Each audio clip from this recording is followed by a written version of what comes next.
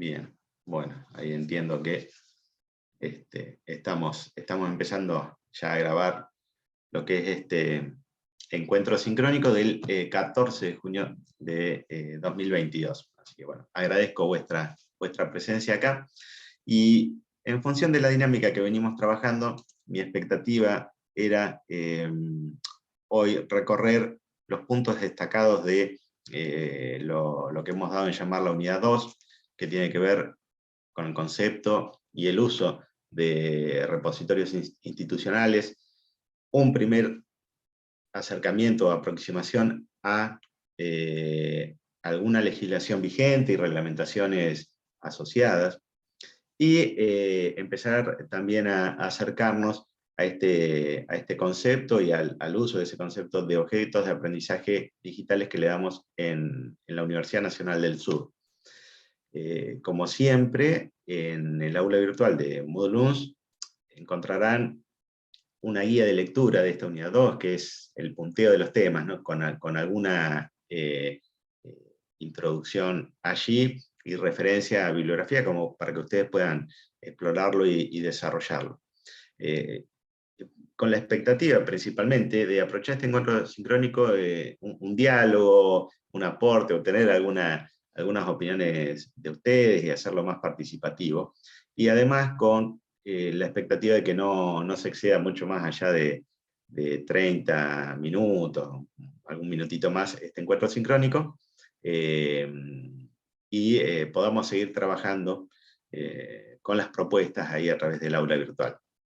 Esta unidad 2, que arrancaremos hoy su recorrido, también nos va a sentar juntos en la próxima semana, el martes próximo, sobre las mismas temáticas de la unidad 2. Entonces hoy presentaré todas las cuestiones, ¿no? Todos los temas, como para que ustedes puedan hacer algún recorrido asincrónico durante esta semana, pero también de consultas, de plantear opiniones a través de los foros, y sí ir a algún detalle, alguna profundización durante nuestro encuentro de la semana próxima. Entonces van por ahí los tiros.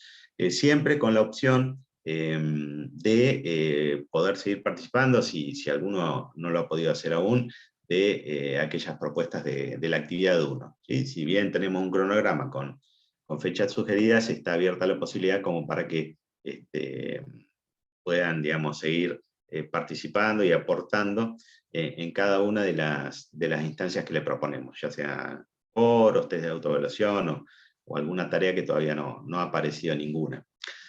Entonces el cronograma sí nos ayuda a ir semana a semana, como para que no se nos haga muy pesado más hacia el final si tenemos varios pendientes, solamente eso. Entonces se me ocurría arrancar preguntándoles, a ver si ustedes estaban cerca de algún repositorio institucional, habían aportado alguno, o digamos, cuál es la concepción que tienen ustedes de un repositorio institucional.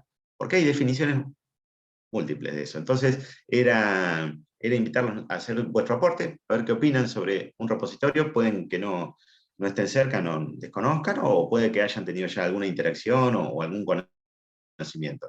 ¿Se anima alguno ahí a comentar algo respecto de qué les parece que es un repositorio institucional y qué función cumple?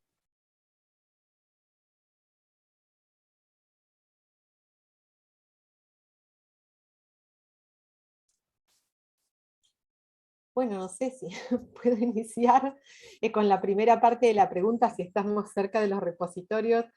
Bueno, le comento entonces al docente y a todos los participantes. Estuvimos involucrados desde la Dirección de Educación a Distancia con lo que sería la colección de objetos de aprendizaje del repositorio de la UNS, particularmente aportando lo que son objetos de aprendizaje hipermediales. Entonces, después de grabados, los que son videos educativos, pudimos subirlos al repositorio como para que queden disponibles en acceso abierto para toda nuestra comunidad principalmente, pero también para que los que lo vean desde fuera y lo puedan aprovechar, ¿no es cierto?, en distintas disciplinas, según las unidades académicas que intervinieron.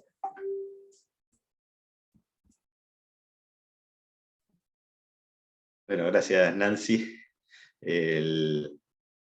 Recibimos aportes otros. Ahí Nancy mencionó una colección específica dentro de un repositorio propio de la UNI. Alejandro.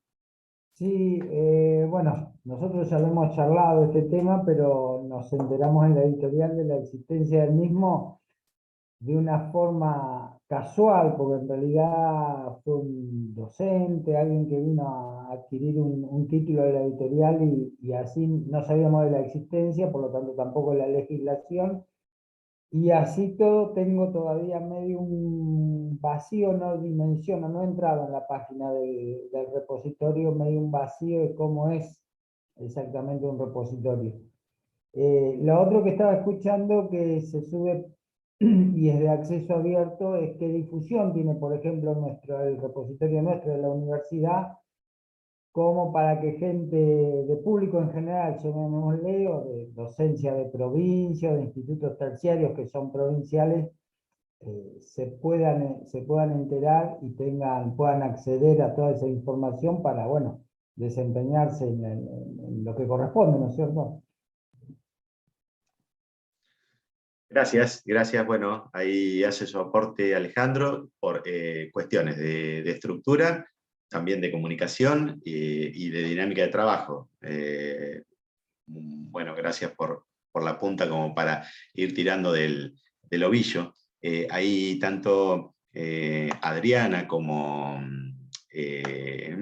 Luciana, por el chat también están haciendo sus aportes.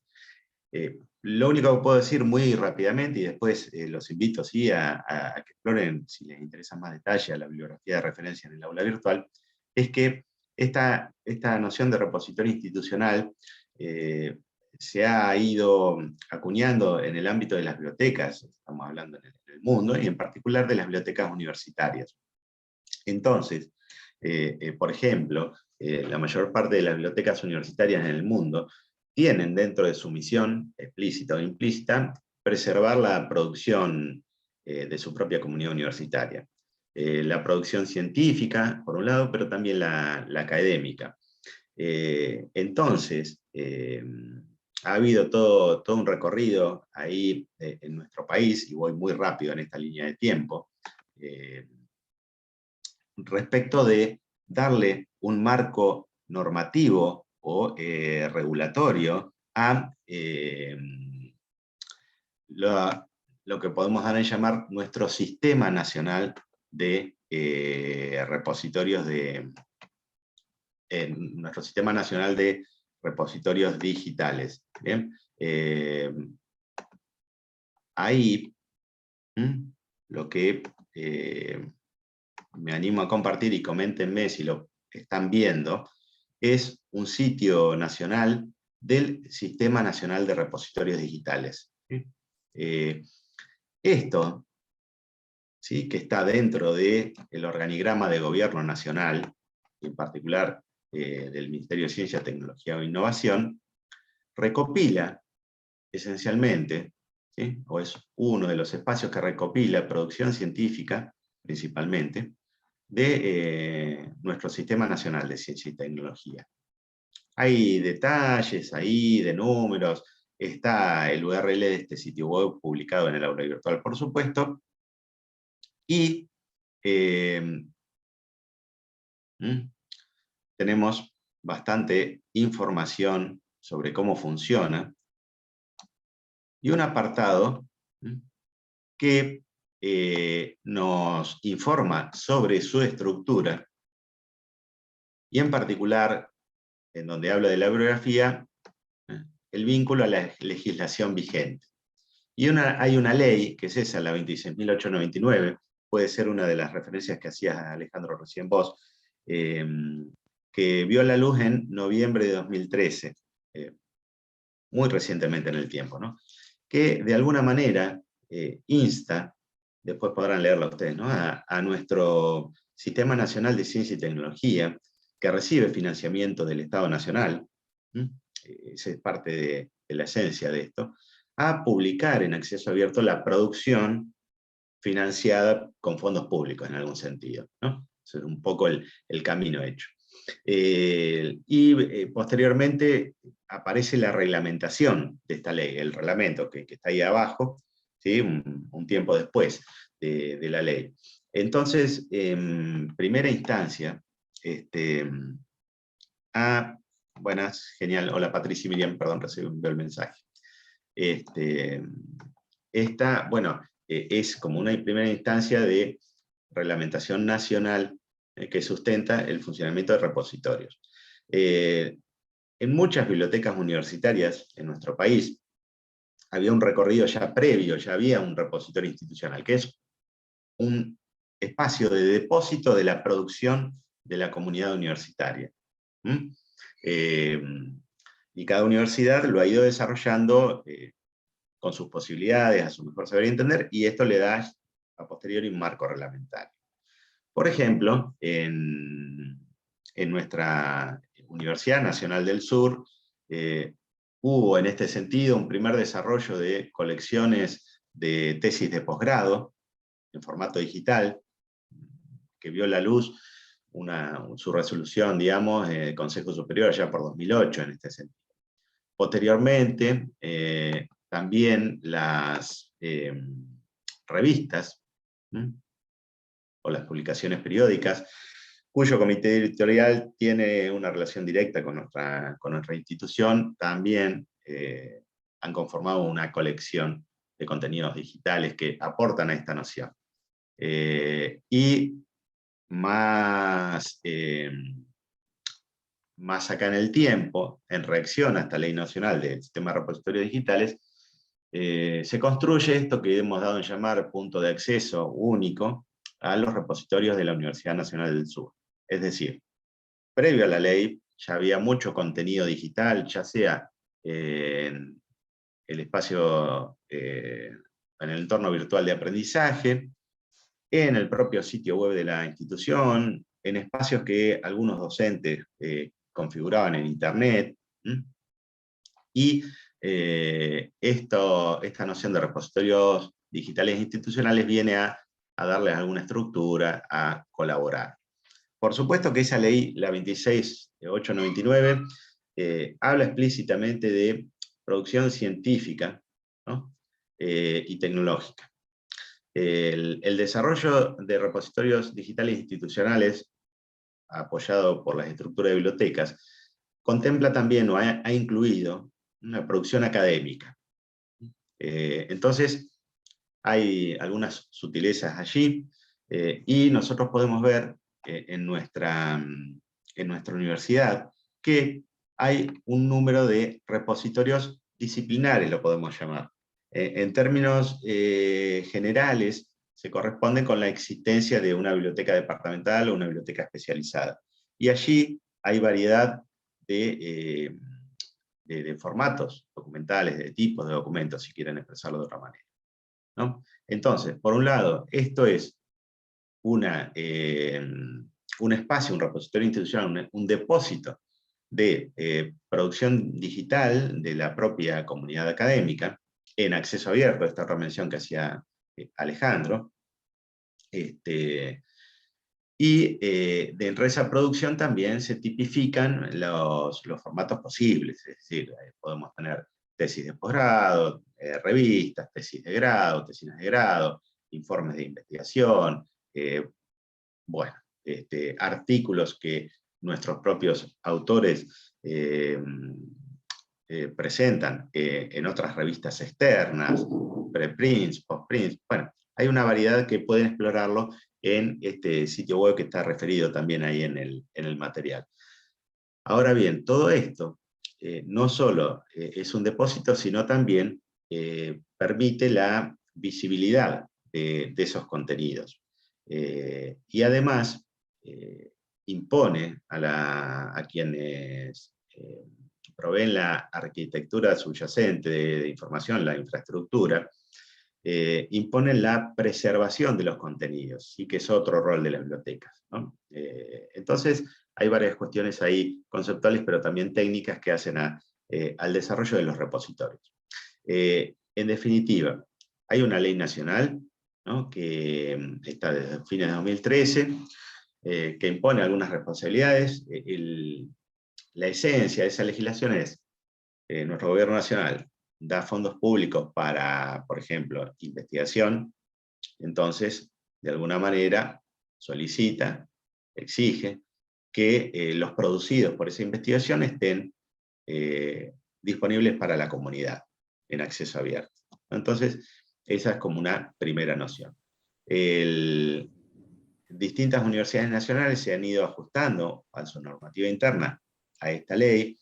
Nosotros tenemos algunas resoluciones que están referidas ahí de nuestro Consejo Superior, y bueno, por supuesto entendemos que siempre es mejorable eso. Y ahí lo que hay que decir es que, bueno, nuestro país, como muchos otros, tiene una ley de propiedad intelectual que habla sobre cuáles son los derechos de autor, por ejemplo. Entonces, lo que comento acá solamente a título introductorio e ilustrativo es que ante esta ley 26.899 de creación de repositorios institucionales, se evidencia una tensión vigente en el mundo entre los derechos de autor y los derechos de acceso a la información. Un poco parte de la problemática que mencionaba Alejandro. Entonces, vamos a hacer un recorrido sobre eso en este curso, profundizándolo, ya les digo, con la experiencia de María Clara en la unidad 3. Entonces era, en una primera instancia, presentar esta noción.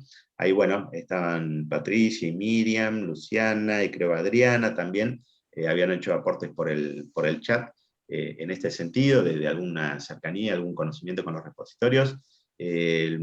Marcela, ¿vos habías estado en contacto? ¿Habías visto algo? El que uso generalmente es el repositorio de la Universidad de Quilmes.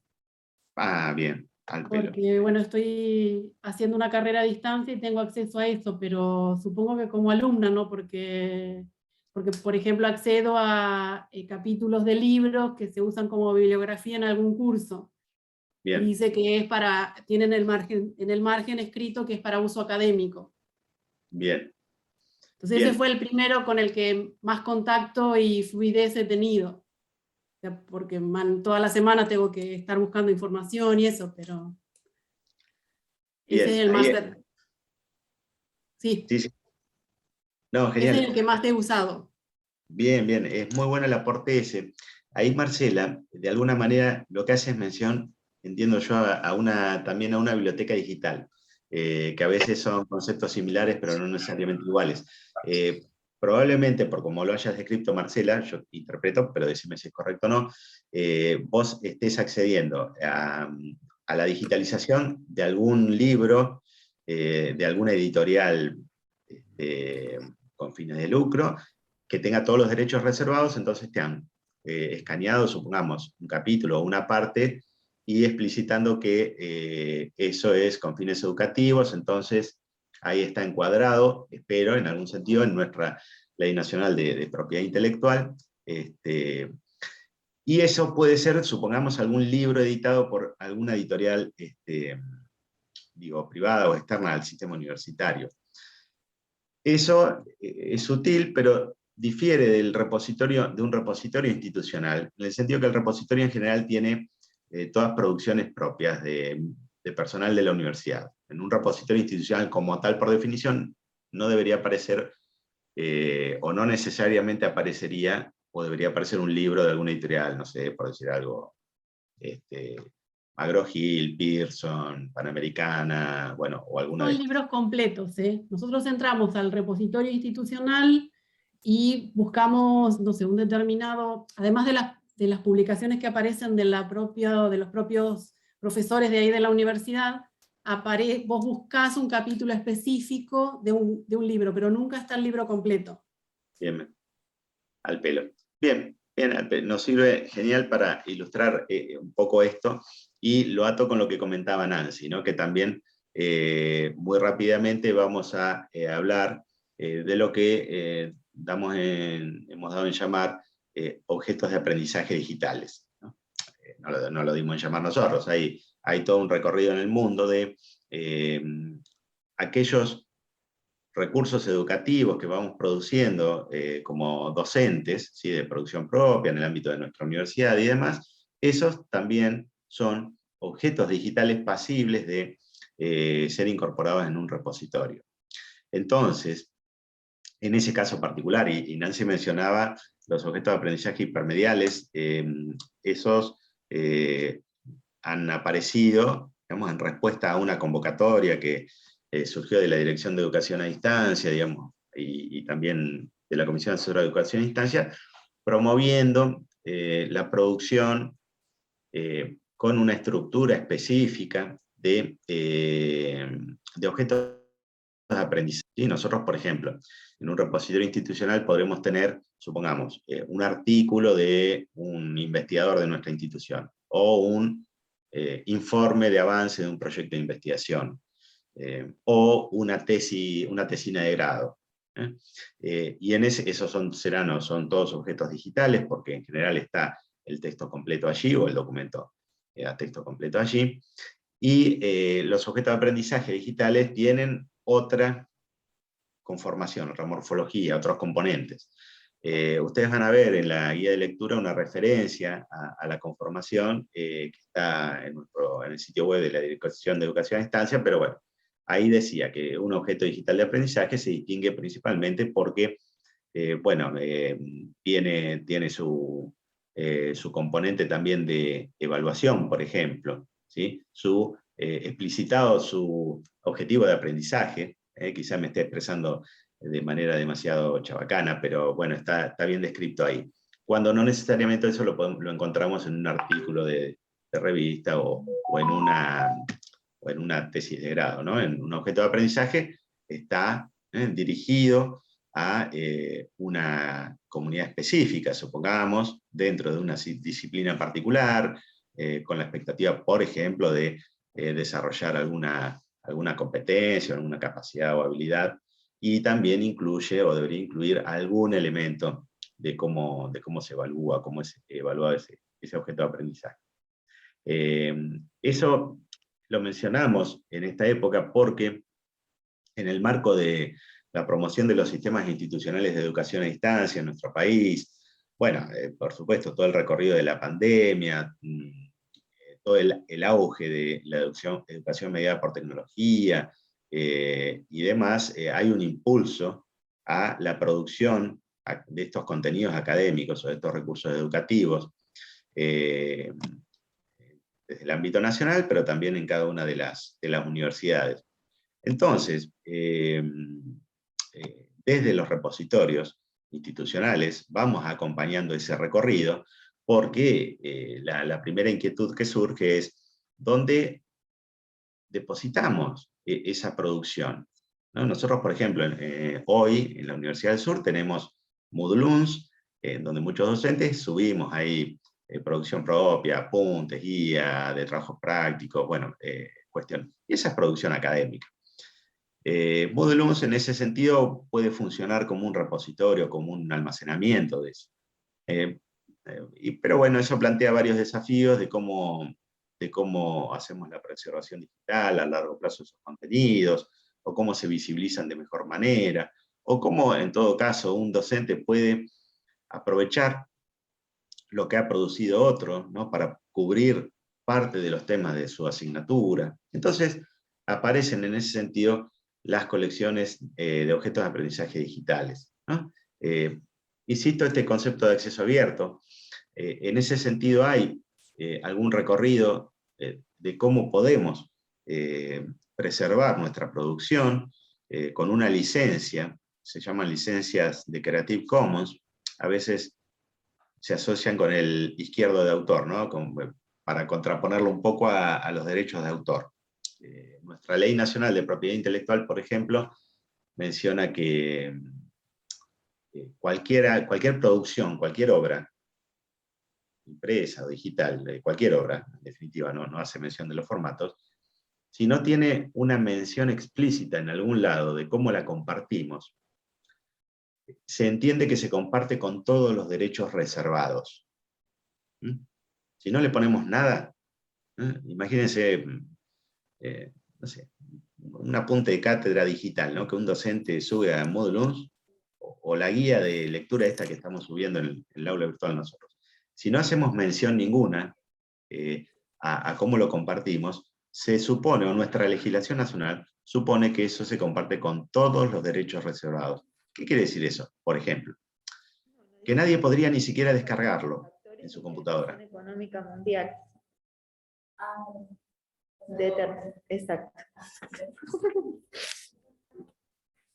No, Bien. internos todos, exacto, porque no me quedé pensando, porque digo, decía externos, no, dice factores de integración económica, no es.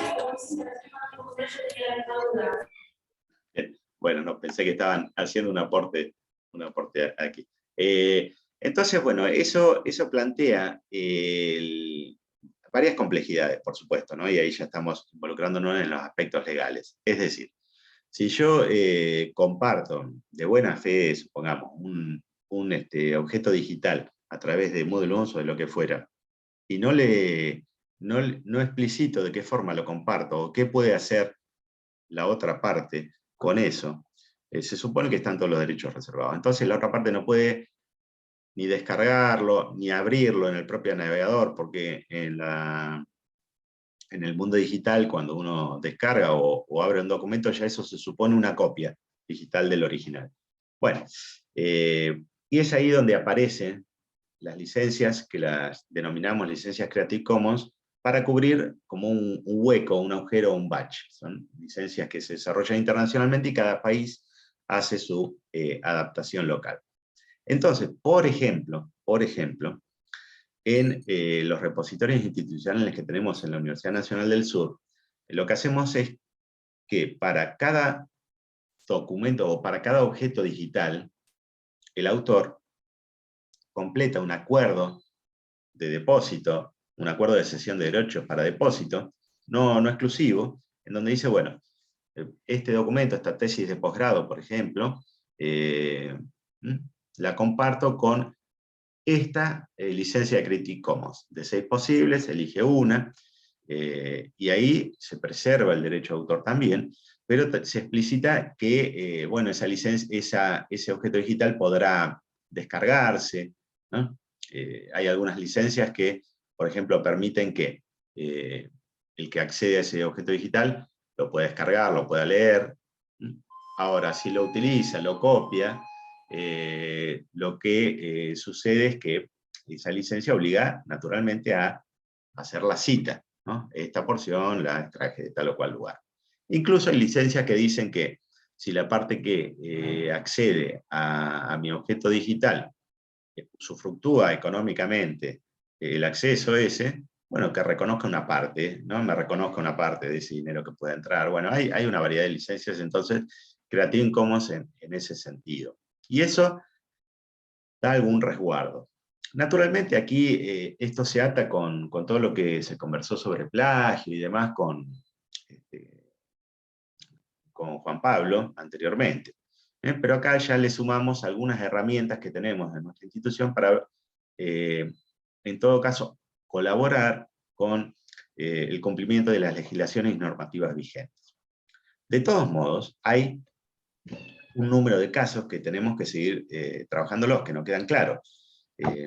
Ahí Alejandro mencionaba, bueno, hay, supongamos, un número de material que nuestra editorial edita, que en su época se denominaba Serie Docencia. Justo esta mañana tuvimos una reunión con el director de DIUNS y la biblioteca, entonces nos informó de algunas novedades respecto a eso, pero a los cuadernillos de nuestros cursos de nivelación, por ejemplo, algunos de ellos, bueno, están editados, quizá todos, ¿no? por EDIUNS. Bueno, y eso está, naturalmente, está EDIUNS detrás, con sus responsabilidades y demás, y hay necesidades de nuestra comunidad universitaria que estén en acceso abierto. Entonces, bueno, eso nos plantea un número de inquietudes que esperamos, con ayuda de María Clara, ir resolviéndolas, de cómo los ponemos a disposición, cubriendo todos los aspectos legales, todos los derechos propios y ajenos respecto de los contenidos de esas obras y demás. Pero bueno, estos repositorios son un espacio en el mundo digital para preservar, digamos, depositar, preservar y visibilizar la producción científica y académica de nuestras universidades, en particular los objetos de aprendizaje. Y ahí, si me dejan, interrúmpanme cuando quieran, no hay ningún problema. Yo tenía una pregunta. Por ejemplo, yo, bueno, soy egresada de la universidad de la carrera de licenciatura en turismo, y es muy usual que a veces, bueno, utiliza la información de nuestras tesis para hacer proyectos. ¿Qué pasa cuando, por ejemplo, descargan una tesis y utilizan una idea, suponete mía o de un colega, y digamos, no comunican esto, no solicitan permiso para hacer un proyecto que, por ejemplo, a nosotros nos hacen hacer proyectos dentro de la defensa de tesina? ¿Qué es lo que sucede ahí? Porque ahí nosotros también pensamos un proyecto, una idea que, bueno, también se vuelca en un desarrollo turístico, digamos. Bien, dicho así, me animo a decir que ahí se incurre en plagio, directamente, ¿no?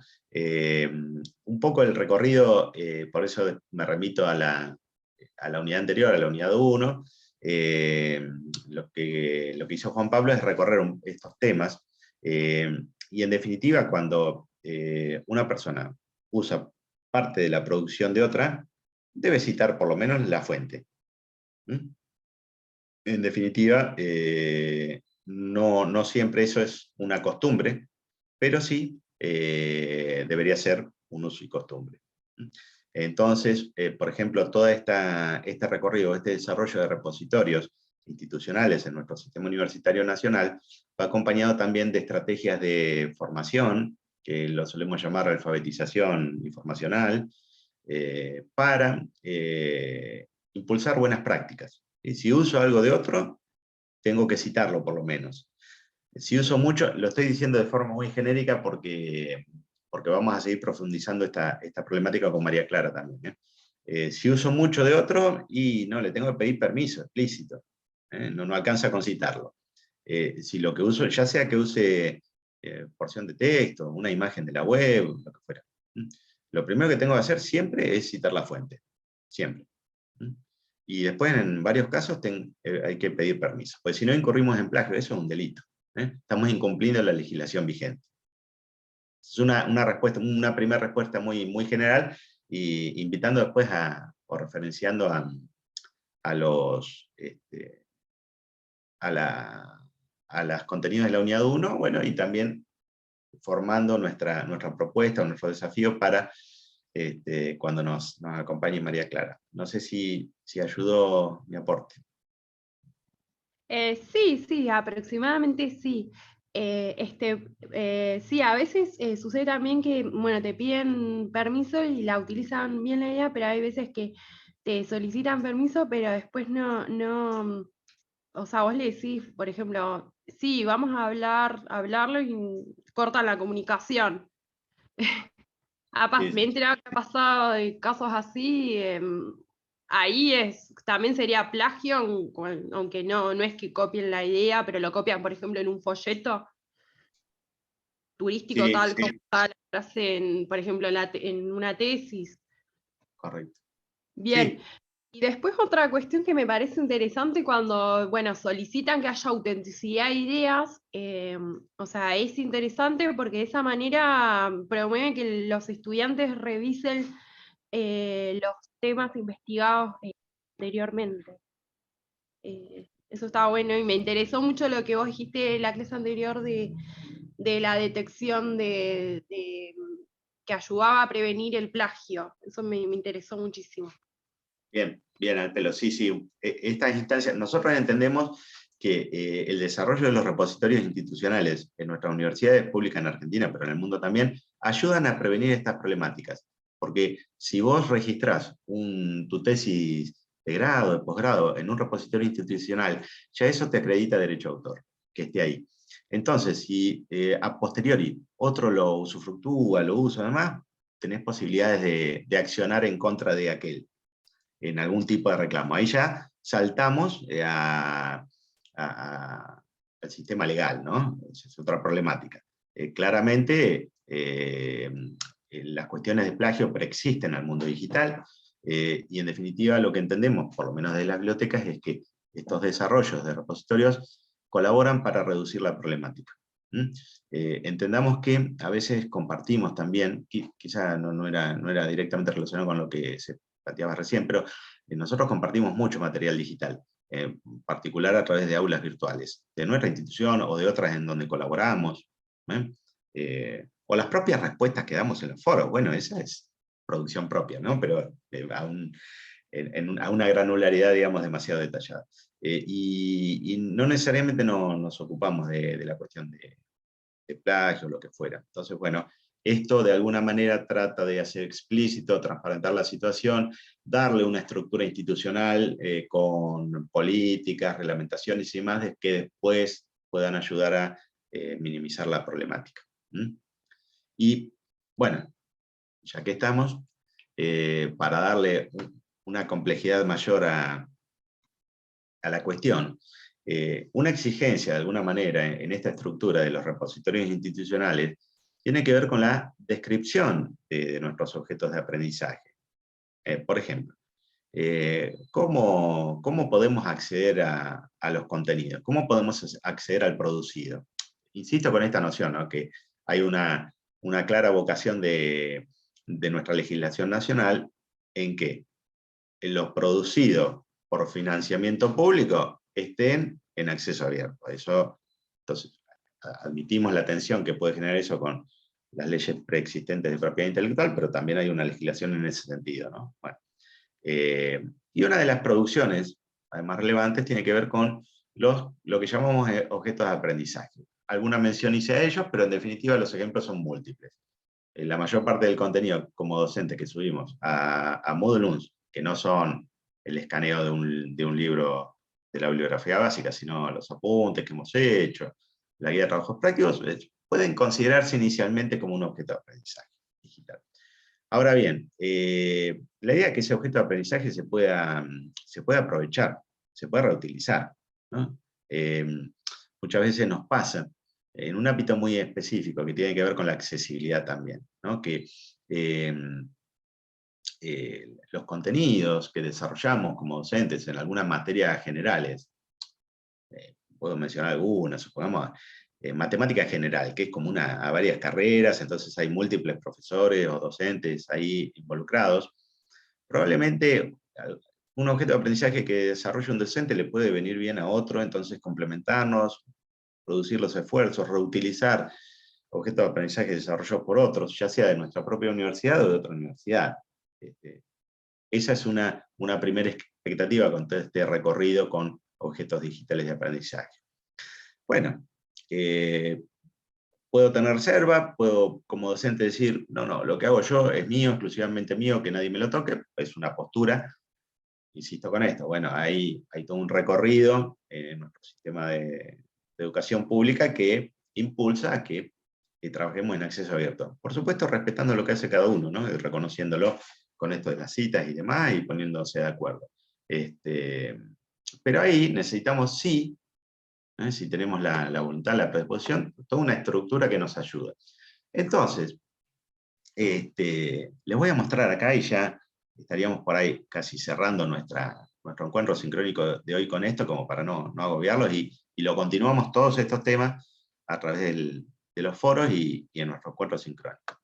Este es un formulario de Google, un Google Form, solamente como para ilustrar los desafíos que presenta describir un objeto de aprendizaje, pero que también, entendemos, puede ayudarnos como docentes a estructurar ese objeto de aprendizaje o a pensarlo, ¿no?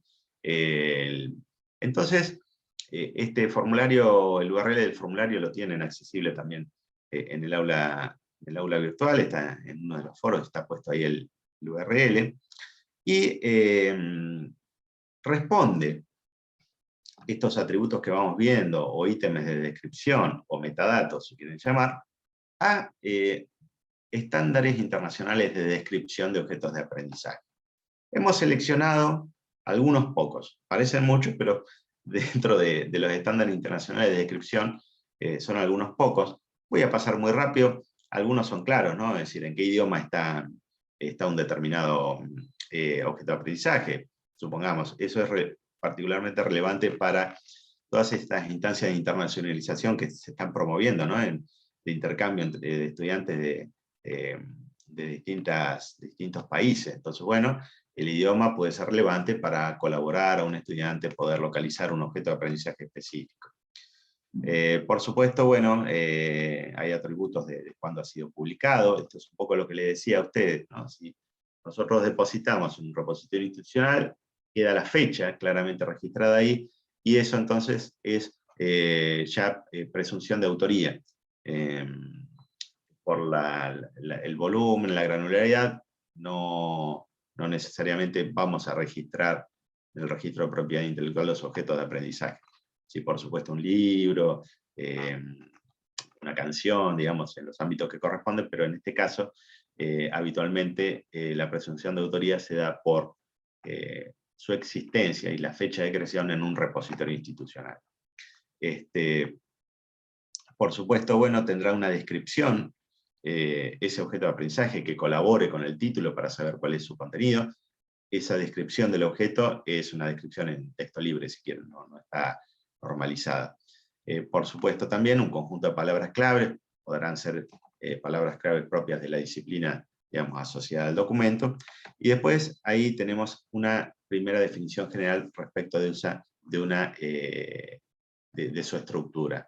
Entonces, por un lado está objeto de aprendizaje, objeto básico, bueno, si es una figura, un gráfico puntual, una imagen, eventualmente una presentación en PowerPoint producida, digamos, por el propio docente de la universidad, también podría contemplarse como objeto básico. Y después ya tenemos ahí el objeto de aprendizaje. ¿Eso tiene alguna estructura mayor?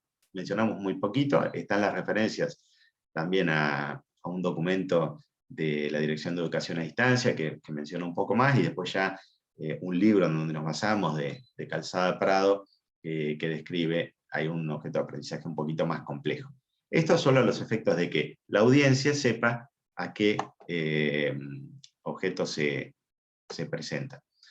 Por otra parte, tenemos lo que se da en llamar alguna descripción del ciclo de vida del objeto. Por un lado, un objeto de aprendizaje puede ser un objeto revisado por pares, o no necesariamente. Acá simplificamos las opciones. Eventualmente un objeto, conversábamos con un docente de matemática, ¿no? Sobre un cuadernillo que él comparte. Eso, bueno, tiene muchas dificultades, porque formuleo muchas fórmulas, ecuaciones y demás. Y a veces cuando el propio autor edita ese documento, ¿no? Y hace todas las fórmulas, cree que está bien, y su ojo por ahí puede no detectar algún error en una fórmula o en una ecuación. Entonces hay algún hábito en que se lo da a otro docente y dice, che, me lo revisás, esta guía de lectura, este apunte, para no errarlo en el formulario, y le detectan un error. Bueno, ese es un documento revisado por pares. Cada disciplina tiene su estrategia de revisión. Un objeto de aprendizaje puede ser un objeto parcialmente desarrollado. Bueno, no es una opción posible acá, para no hacer compleja la charla. Después, por supuesto, está la cuestión de autoría. Y ahí hay diversidad de contribuciones. Esto yo creo que Alejandro lo va a conocer más que yo, ¿no? Por propio métier de la editorial, pero en definitiva hay un propio autor de la obra, pero después puede, no siempre, llegar a haber un número de otras personas relacionadas que ha aportado a la versión final de ese objeto de aprendizaje, ¿no? Bueno, hay múltiples opciones ahí como para hacer mención de las contribuciones. No, acá para hacer este objeto de aprendizaje me ayudó Marcela, como revisora técnica, supongamos, ¿no? Me ayudó Horacio Zamudio como guionista, por ejemplo. Bueno, entonces ahí hago mención de cada una de las responsabilidades. Y eso ayuda después también a la audiencia a citar adecuadamente esta obra y a distinguir los roles y los derechos asociados, ¿no? Con la obra. Hay muchas opciones ahí. Bueno. y ya estamos llegando casi a las últimas secciones, no mucho más, y después, como es un objeto de aprendizaje digital, como para que la audiencia esté al tanto, tenemos que distinguir la tecnología sobre la que funciona ese objeto de aprendizaje digital. A veces nosotros presuponemos que un documento en Word, un documento PDF está muy bien y que todos lo acceden. Pero bueno, ahí hay múltiples detalles tecnológicos, ¿no? Es decir, ¿sobre qué versión lo hiciste? Pero bueno, funcionan sobre todo los sistemas operativos. Che, pero si te intentan acceder ese objeto desde un dispositivo móvil, de un celular, de una tableta, ¿va a funcionar? ¿Lo va a poder abrir? ¿Va a ser legible? Bueno, entonces ahí esta sección técnica trata de aportar algún detalle, pero que al autor del objeto digital lo ayuda también, porque lo ayuda a reflexionar de a ver qué alcance tiene este objeto digital, ¿no? Hay una tendencia creciente a usar dispositivos móviles, por ejemplo, con distinto tamaño de pantalla, mucho más acotado que el de una compu. Bueno, funcionará ahí. Bueno, ¿sobre qué navegadores? Bueno, ahí ya estamos ya encontré un error de tipeo. Sos Explorer. Ese sería uno nuevo, hay que corregirlo inmediatamente. Pero bueno, hay distintos navegadores, hay dispositivos móviles que funcionan con uno y no con otro. Ya mañana discontinúan el Internet Explorer por los anuncios que habían salido, pero hay mucha gente que todavía tiene computadoras antiguas y acceden con eso. Bueno, ¿funcionan sobre todo? No funcionan. El objeto de aprendizaje. ¿Requiere instalar o tiene algún requisito técnico más allá de una computadora estándar hoy en día? Insisto, un PDF pareciera que no, pero algún docente, en algunas disciplinas específicas requiere que se instale o se despliegue algo en la propia compu, ¿no? Instalar algo.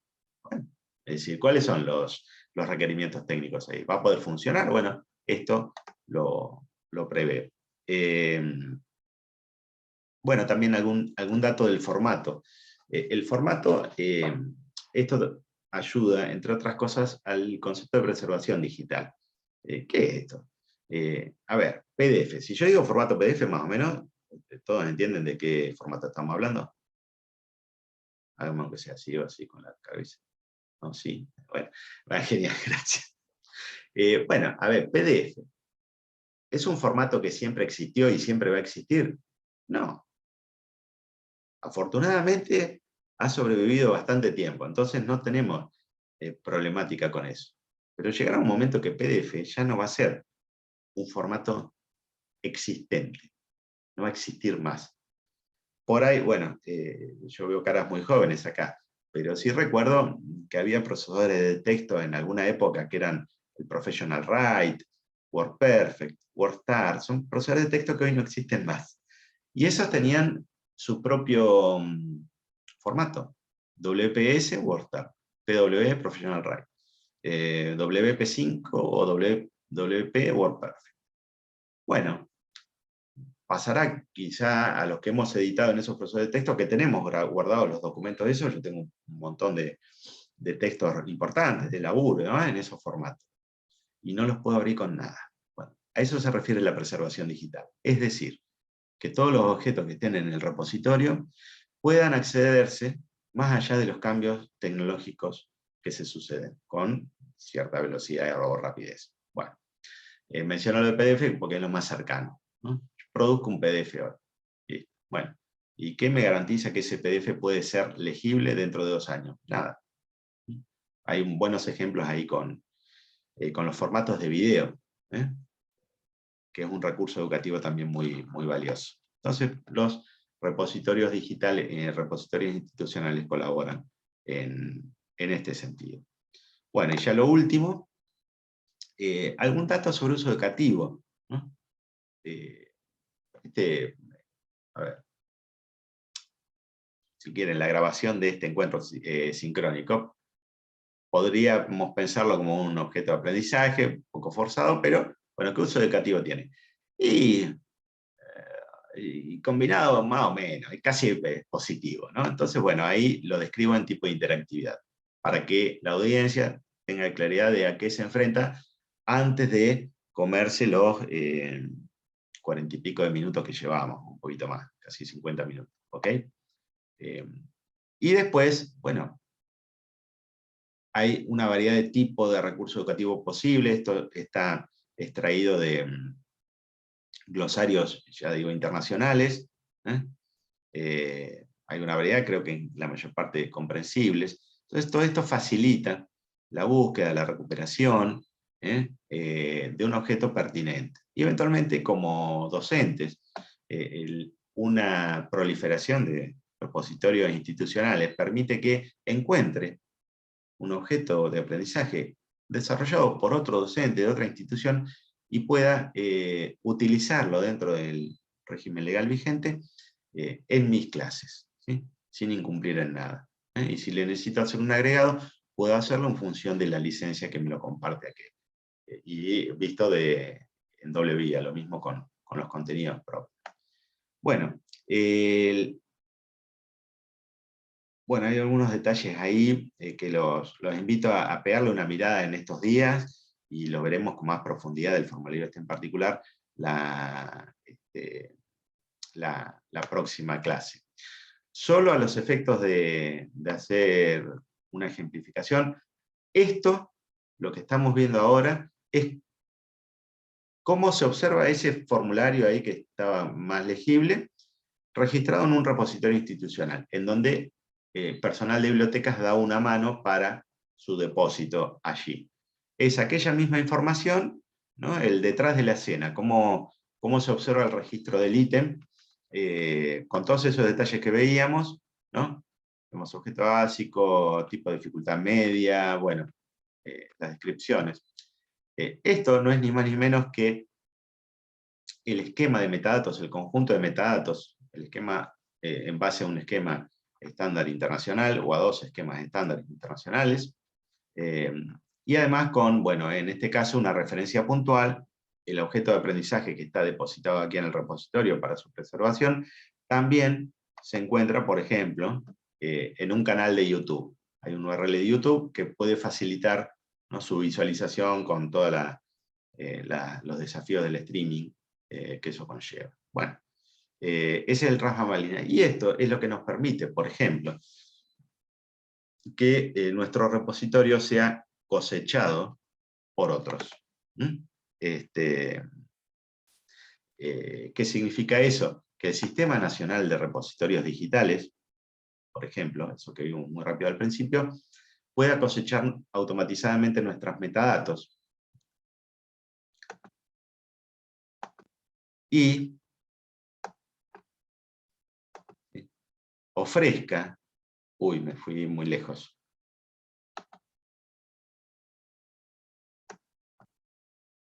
nuestro Sistema Nacional de Repositorios Digitales ofrezca también la posibilidad de consultar desde allí todos los objetos digitales de nuestro sistema nacional. Entonces podremos hacer alguna búsqueda aquí y esa búsqueda va a buscar sobre esta cantidad de publicaciones de este total de repositorios, de este total de instituciones. Todavía no están todas las instituciones colaborando con este sistema nacional, más que nada por lo reciente de su existencia, pero se promueve eso. Entonces, este buscador nos facilita encontrar contenidos allí. Entonces, bueno, con esto, digamos, era lo que prefería o lo que elegí compartir hoy con ustedes. Es un primer recorrido sobre todos los temas que nos entretienen en esta unidad 2, solamente como para disparar la interacción asincrónica, bueno, las charlas ahora, y ya, ¿sí?, en el próximo encuentro ir profundizando algunas de las problemáticas particulares.